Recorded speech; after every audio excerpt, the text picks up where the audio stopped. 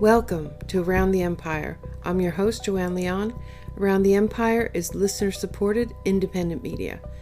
Pitch in if you can at patreon.com/aroundtheempire, paypal.me/aroundtheempirepod. Also, please subscribe to the YouTube channel, youtube.com/aroundtheempire.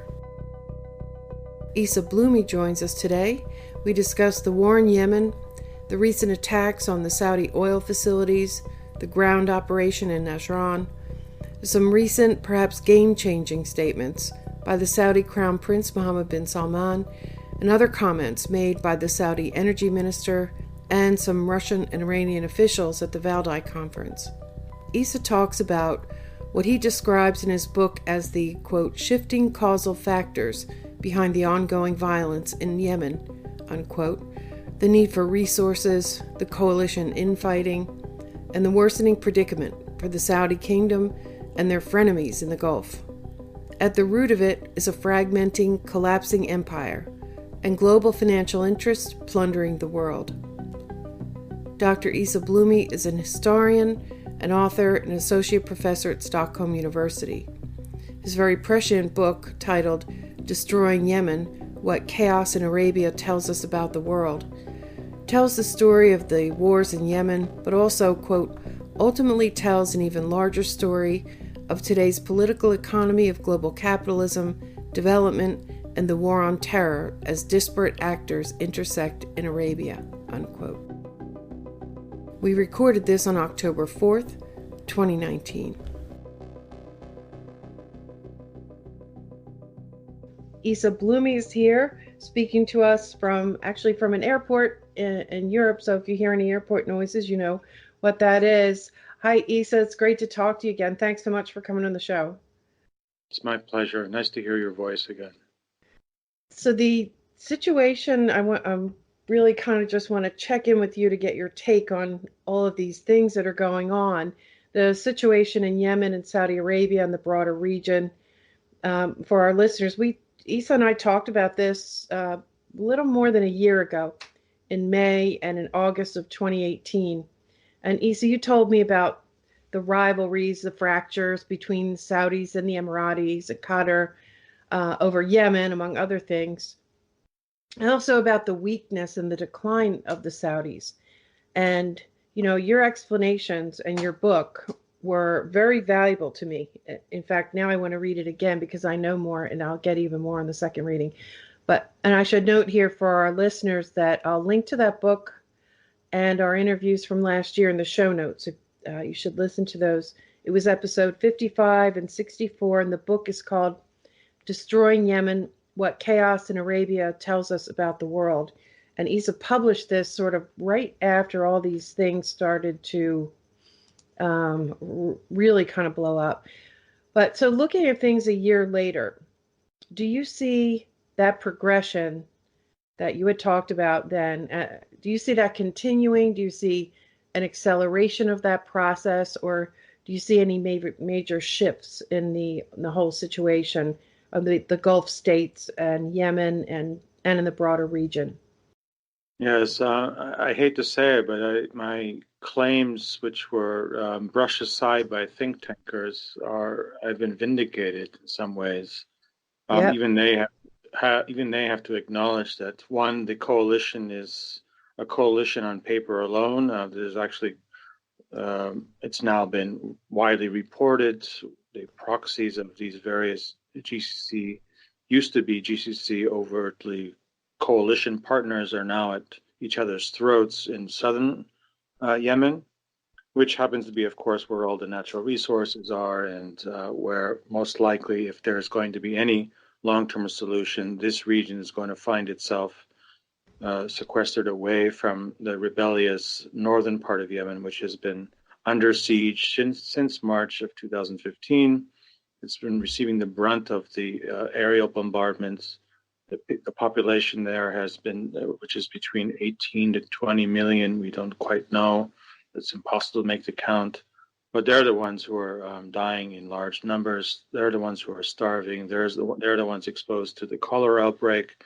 And since we've talked, there was this brief intervention from the Swedish government with the sanction from the United Nations to facilitate access to the Hodeida port, which was a key access point for the larger population of northern Yemen to the outside world, an area that extends from the border between Yemen and Saudi Arabia and the whole Tihama coastline all the way down to Aden, strategically very important for this so-called coalition. That has been up for grabs with the so-called Stockholm Agreement, which should have led to humanitarian opening up of at least the Hodeida front port, proven to be another attempt to trick the population who has been resisting into exposing themselves to outright invasion. That has also failed. And what's actually changed over the year, not beside the fact that this coalition has been exposed for being one of actually internal competition over Yemen's resources, is the technology, the advancement in the capacity to bring some kind of pressure from North Yemen into both Saudi Arabia and the UAE. And that's been a remarkable advancement. The use of drones has been quite remarkable in its ability to undermine the fluid flow of arms, of resupplies of soldiers throughout southern areas of Yemen, where you have these competing factions of both Saudi Arabia and UAE. They've been periodically bombed by these drones that the Ansarullah coalition with the old Republican Guard who had come with Ali Abdullah Saleh in loyalty to this idea of a unified Yemen. Those who have been resisting since March of 2015, this attempt by the outside world to impose their regime of global integration of Yemen, things that I've been highlighting in my book is one of the reasons why this war started. The fact that they've been able to modify the technology with their engineers, many of these military men who have been since the 1990s in this growing and sophisticated modern army that at one point became the Republican Guard and an important fighting force for Ali Abdullah Saleh's government. It simply just moved into this large coalition under Ansarullah to resist this invasion. And they've been using the technology that they have access to. They've been modifying and experimenting with, and ultimately now it seems they have perfected not only drones, but also short to medium range ballistic missiles, which, as far as I'm concerned, they've been actually able to produce locally. There's this very interesting network of bases built inside these mountains around Sana'a that were built for this exact purpose, that you could not reach them with aerial bombardment. And they are producing drones and ballistic missiles that are now hitting their targets with great accuracy. And this is a game changer in the long term. Now, the outside world and the propagandists for this war, which I include all the mainstream media in the United States. Why?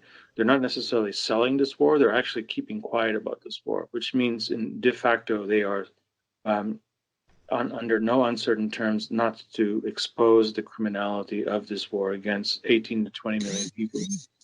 And what's so interesting is that they've tried to keep quiet, and what they ultimately had to reveal is when the bombardment of the Aramco refineries and processing plants of Eastern Arabia, something that they even tried to deny for a while and even blame it on Iran when they were finally forced to acknowledge it.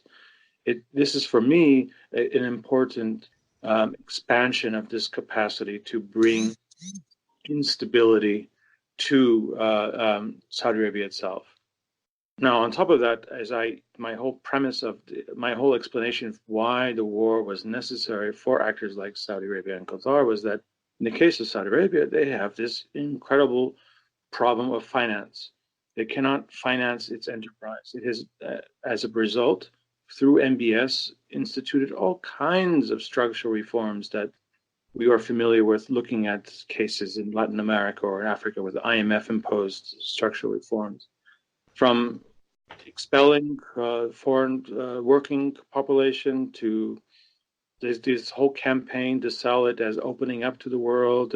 You've noticed in the last couple of weeks they've been selling the idea that now Saudi Arabia is open to the tourism, kind of high-end tourism. People are going to be Yeah. able to go visit exotic foreign Saudi Arabia.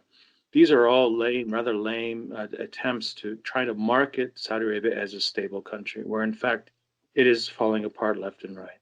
Is not only the fact that the Aramco facilities in Eastern Arabia have been bombed by drones or missiles, we don't know. Um, that has completely upset the supply chain and delivery of oil to the larger global market. It's indicated in this remarkable operation, which they called God's Victory, in which they videotaped the capture of thousands of mostly mercenaries, some Saudi soldiers in there, but nevertheless, it's an incredible victory inside Saudi territory in this region called Najran. And more importantly, it demonstrated that these so-called backwards, defiant rebels from northern Yemen are capable of actually bringing an organized campaign that could. I mean, if you look at the videos, I don't know if if you've seen these videos that they've been distributing now for the last couple of days. They captured hundreds of vehicles, armored vehicles, these same Canadian six-wheeled armored vehicles that Saudi Arabia refused to pay for, and that led to the diplomatic crisis between Ottawa and Riyadh in December. They're now strewn throughout these territories, destroyed, burnt out, and this ragtag so-called resistance that has come from northern Yemen inside Saudi territories has laid a big, let's say, military victory on the ground as well. So they have capacity to upset air traffic.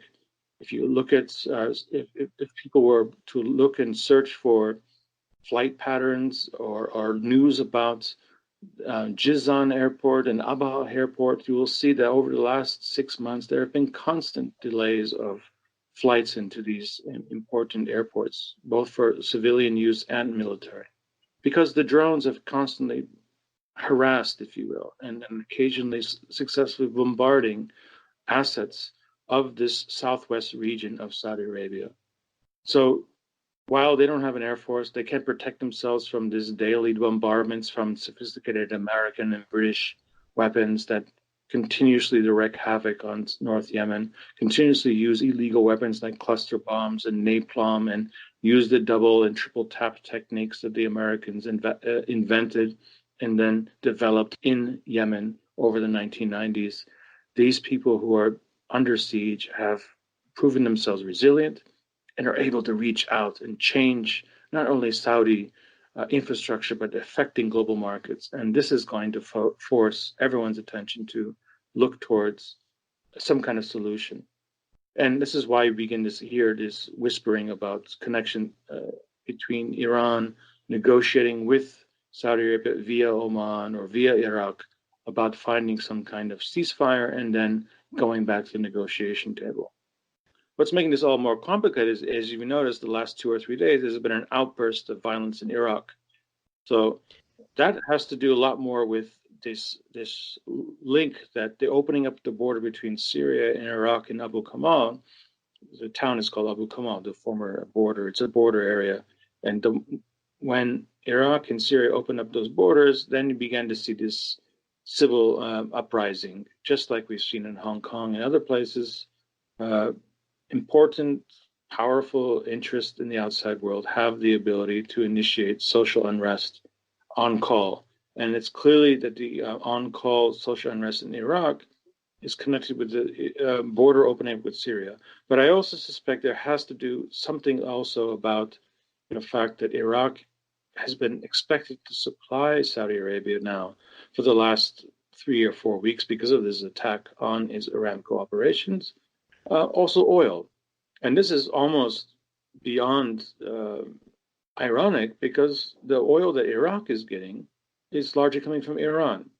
So Oh, in order to keep this agreements that Saudi Aramco has made with its buyers overseas, it needs to constantly provide a supply of 10 to 12 million barrels a day. And they don't have the capacity anymore to do that because of these attacks in Aramco's facilities in eastern Saudi Arabia. And now they're literally importing every day from Iraq oil. But it happens to be that Iraq itself is importing oil from Iran. So this is a very interesting set of conditions that is way beyond the radar screen of our corrupted media resources in the West. And I would suggest to your listeners that they actually look at these kinds of things and start to anticipate and monitor these things as they start to transform over the next couple of weeks and months. Because I remain completely committed to my original thesis that Saudi Arabia was financially strapped before 2015. It tried to invent itself as a country transforming that was the perfect place to park your money for investment. No one has bought into that. It's tried to initiate reforms. Even IMF has just said it needs to initiate a 10% VAT on everything that comes into that country, which is a country virtually importing everything that is used on a day-to-day basis. So this is a huge kind of tax burden on Saudi subjects. More or less the same day that these events took place in Najran around the battle that led to the capturing of thousands of mercenary soldiers, the destruction of hundreds of these expensive armored vehicles. The same time in Jeddah, the brand new $7 billion train station went up in flames. And it was just remarkable to watch and observe how the various Twitter accounts that I'm monitoring, how they kind of gave this kind of moment of a gasp. You can almost hear it as a gasp, but this place is falling apart. And okay, the Americans in the Trump administration, they know how to play this. They're going to milk this country for every last scrap of assets. And you can hear this from Mohammad bin Salman himself. He has now said that this vital IPO that they want to issue for Aramco somehow secure hundreds of billions of dollars by making public or making accessible to the outside investors Aramco, its biggest asset. The marketing of this whole project just started way around 2016, 2017. All the corrupt reporters in the financial newspapers like Wall Street Journal, Financial Times, Bloomsburg Press, they're all trying to sell this story of Saudi change, modernization, that it's a vibrant economy. It's just waiting to be a boom economy. It's failed because people are watching all this and they realize that Saudi Arabia doesn't have the means to raise money anymore. And so what Mohammed bin Salman did with Ritz-Carlton, arresting powerful princes and businessmen, forcing them to pay huge amounts of money from their bank accounts.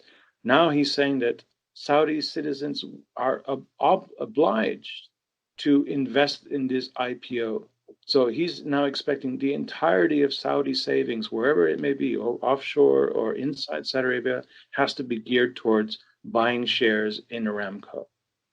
And that's the last gasp effort to basically coerce even middle-class Saudis who don't have that much to save anymore, who are paying 10% VAT on all their goods and services, who are seeing that their children have to go actually labor, sometimes in the past, demeaning jobs like service, right? You're seeing Saudis now having to actually pour coffee to other Saudis. That's unheard of 3 years ago. And on top of that, you have these military catastrophes along the border with Yemen.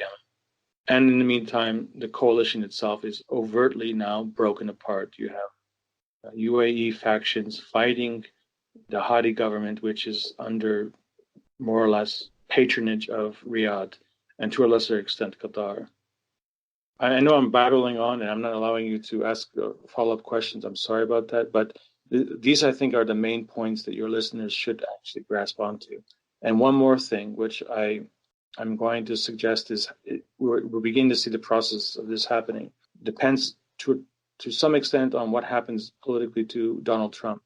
But there's going to be an effort to reconcile Saudi Arabia and Qatar at the expense of UAE.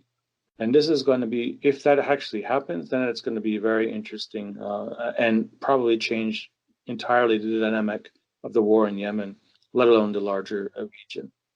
You can already see these very powerful media assets that Qatar had invested in since 2010, 2011. Washington Post, Middle East Eye, these think tanks that are in Georgetown, Brookings Institute, Carnegie. These are all, if you actually monitor what they produce, it's Crisis Group. Are you able to hear me? Yeah. No, I'm just listening. I am engrossed in what you're saying. Yeah. So even the Crisis Group in Brussels, which is connected to someone who was associated with the CIA before, all these institutions have been pitching very viscerally one campaign against how evil UAE is, which one could debate that. They have, I think, much more at stake with South Yemen and legitimate things at stake in Yemen than others, Saudi or Qatar. But then this suggestion that we're beginning to see a thawing of this tension between Riyadh and Qatar out of desperation. This is not because they share a common Wahhabi origins or whatever, but Riyadh is in big trouble, and they're not going to get help from their Abu Dhabi partners because they're rivals, and they're literally fighting it out through their proxy militias in southern Yemen as we speak. And so something for others to observe over time. Look for hints of this, that we may begin to start seeing a reconciliation of some way between Qatar and Riyadh, facilitated by Washington in some ways that may also reflect domestic politics in Washington itself. Qatar matters that much to certain sections of, especially the centrist neocon, quasi-neocon elements in the Democratic Party from the Clintons down. It's something I highlighted in my book, something I've said, I think, either with you or elsewhere. Yes. Connections with the Clinton Foundation and the investment in think tank scholarships. We know that there are many universities from the United States that have campus in Qatar. They have not left. What was important and interesting is that the last couple of days, the Central Command for the Middle East moved from its Doha base back to, I think, to the United States, correct? South Carolina, yeah. South Carolina, yeah, which could indicate either they're nervous about what's going to happen in the next couple of weeks and months, that they feel vulnerable to these drone attacks from Yemen, because again, the Yemeni army has said that we have dozens of targets that we can destabilize the entire economies of the Gulf region. That's not Iran talking. These are the guys who've been resisting this coalition war since 2015. Whether or not Iran has any influence over this process is something that we will, I guess, later learn. I have my own doubts that they've demonstrated to be a very poor partner in this process. People are dying by the tens of thousands, and they can't defend themselves from airplanes and from helicopters. So for me, that says that Iran is actually not supplying weapons to these guys. They're actually not helping.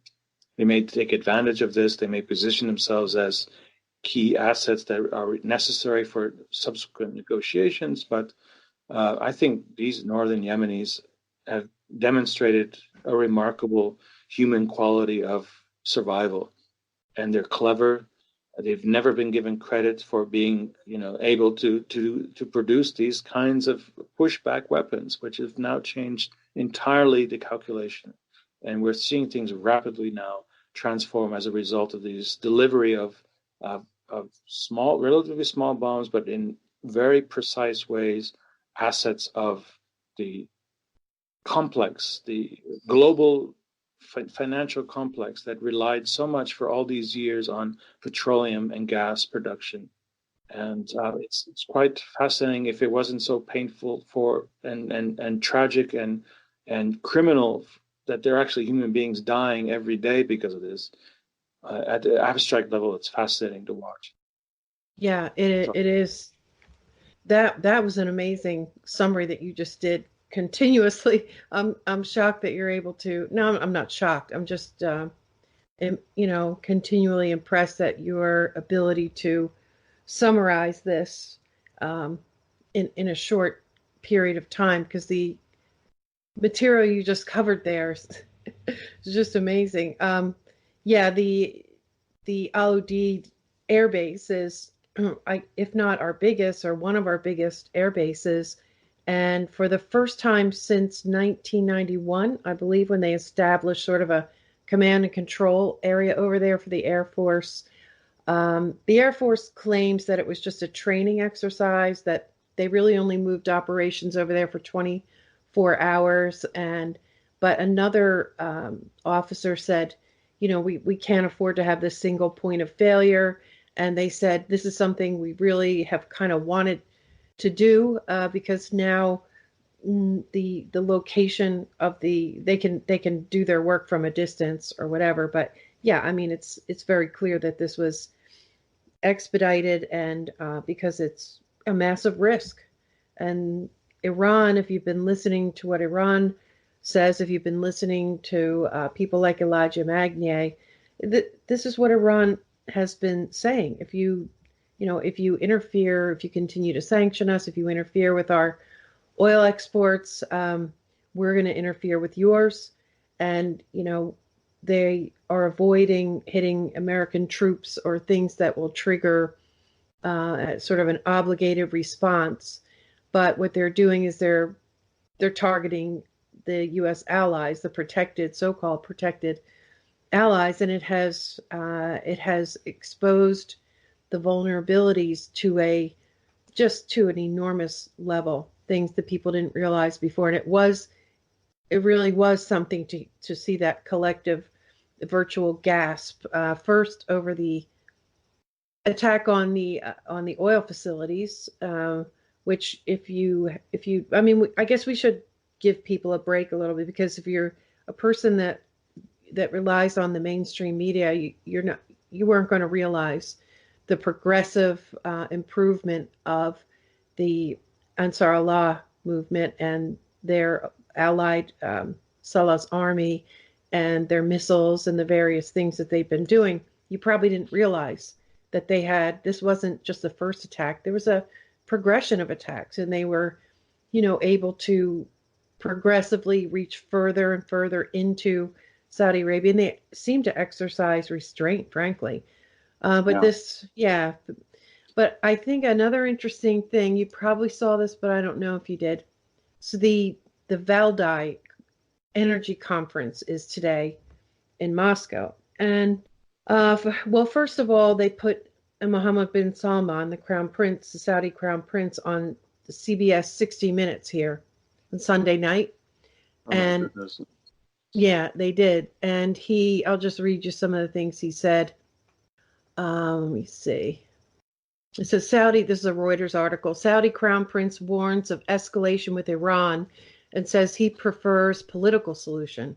Saudi Arabia, prefers, right? It's about a 180-degree turn, right? Yeah, and he says Saudi Arabia's crown prince warned in an interview broadcast on Sunday, that would be 60 Minutes, that oil prices could spike to, quote, unimaginably high numbers, unquote, if the world does not come together to deter Iran.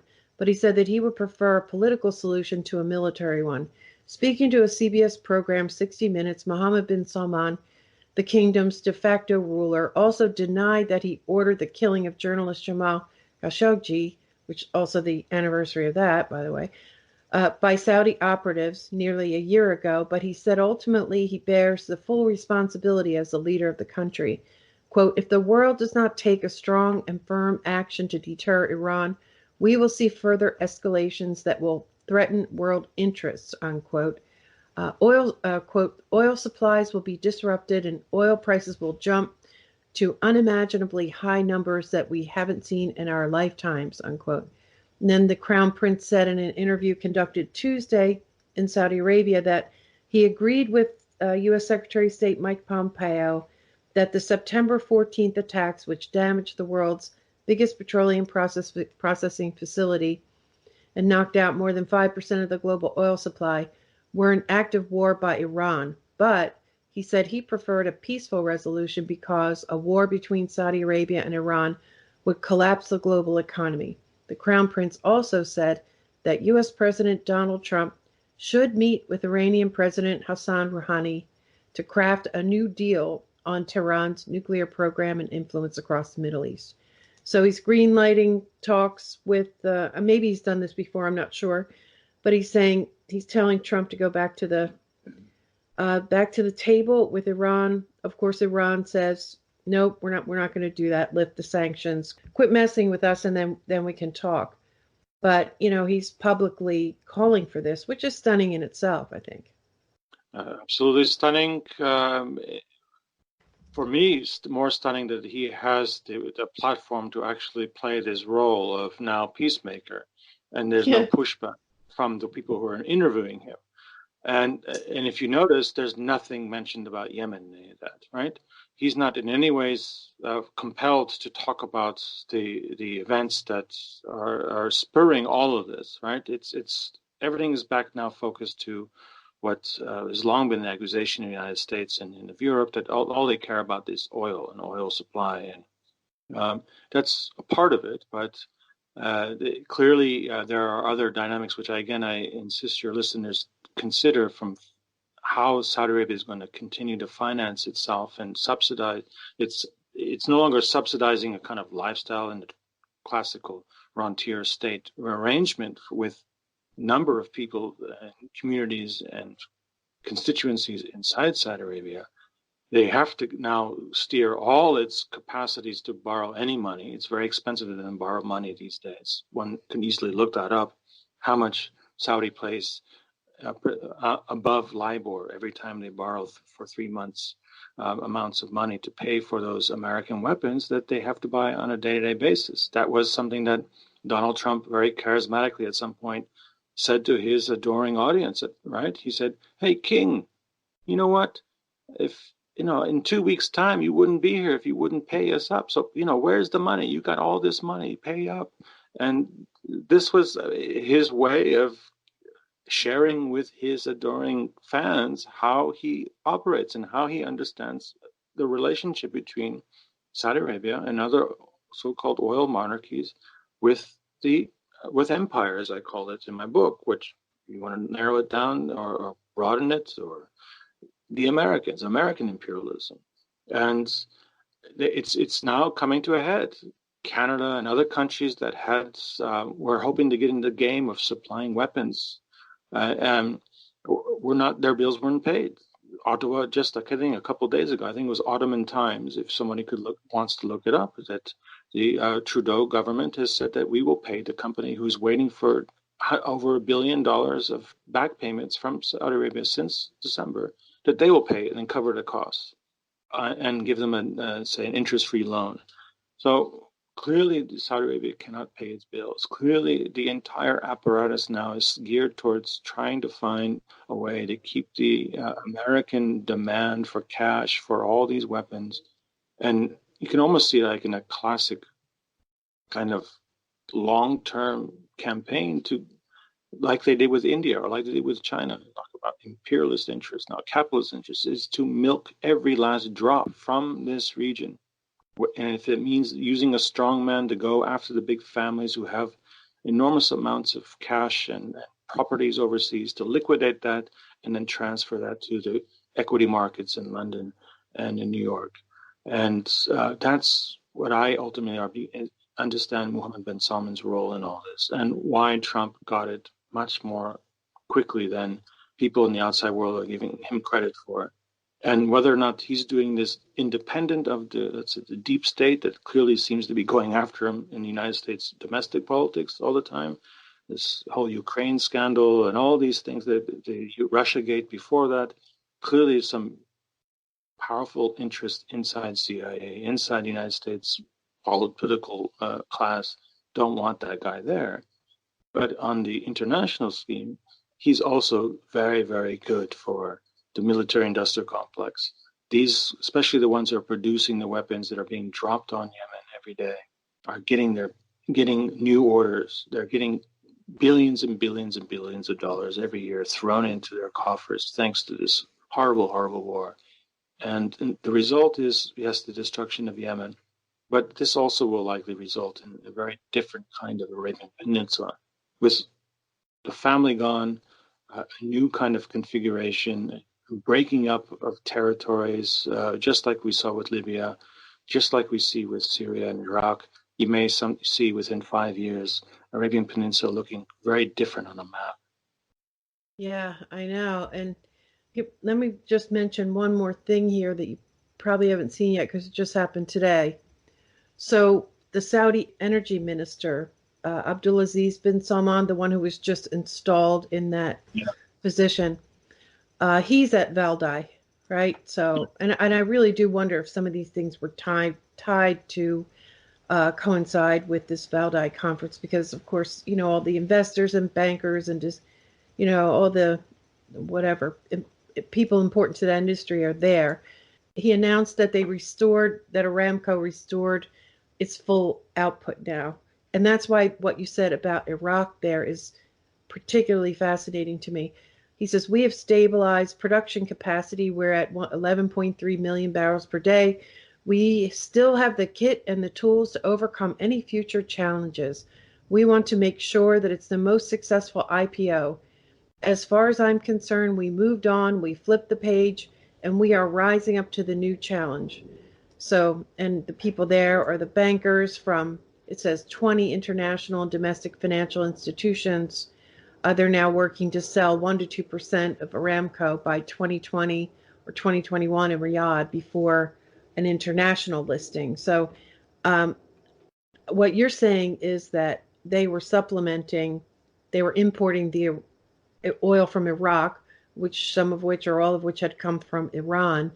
And, maybe they did, maybe they didn't fix their facilities to get back to full production, which of course Trump has been pushing them to stay at like full capacity, which my partner and I have talked about. Just that alone, forcing companies to just keep going at full scale, that has that creates long-term problems too.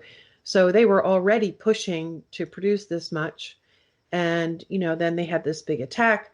Now they claim that just less than a month later they're back to full capacity. Well, I suspect that they really are not.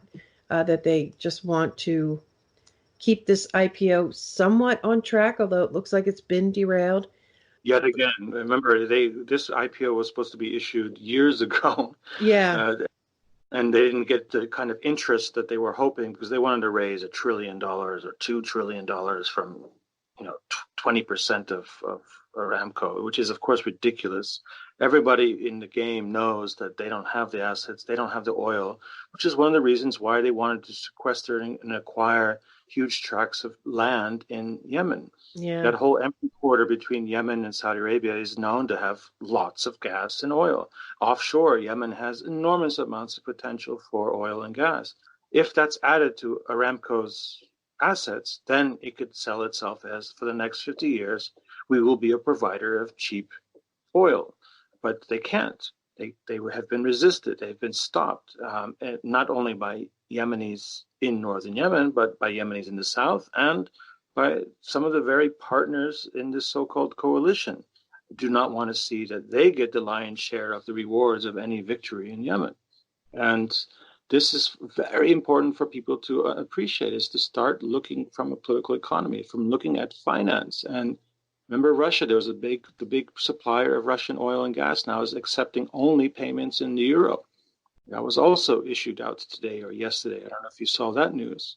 And those are the kinds of things that start wars. Libya suffered the consequences of that. We know that what happened to Saddam Hussein once he said, I will accept euros for payment of my oil. And it's becoming very, very clear that with the financial problems with repo, where there's clearly a problem with liquidity in Western markets in general, in the United States specifically, that things are need to be observed from that perspective.